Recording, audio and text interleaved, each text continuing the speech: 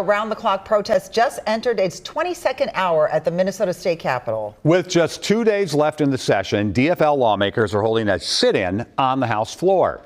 They want the Republican Speaker to allow a vote on gun control in the wake of the deadly Annunciation school shooting.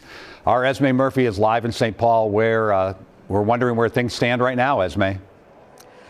Well, right behind me is the House floor, and behind those doors, the sit-in continues. It's expected to go all night, overnight, and probably end at around noon when the House comes back into session. In the Republican House Speaker's view, Lisa Demuth's view, this issue is settled. That is not the way her Democratic counterpart sees it. But they both do agree that they can continue to work together on other issues.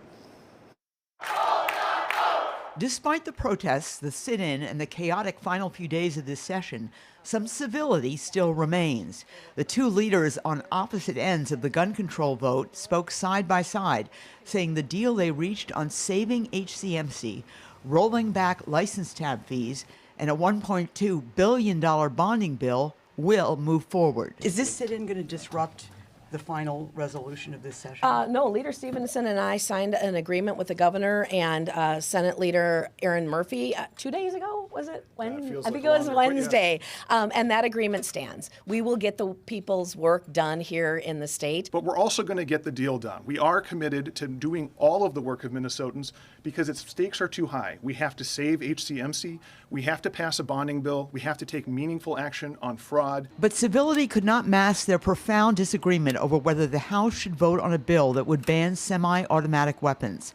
A sit-in that began Thursday night appears ready to continue for a second night, and the House DFL continues to pump out sit-in scenes from their social media.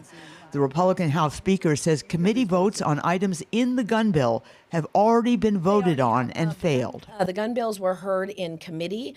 Bills were introduced back in March. There were urgencies declared before second deadline on the House floor. They did not continue moving forward with the tide. They went down on a party line vote. The bill that people want us to vote on is still not it's in the Speaker's possession. It hasn't been transmitted to committee. She's holding on to the bill. We still want to vote on that bill, which if it got an actual vote, could go to the governor and become law.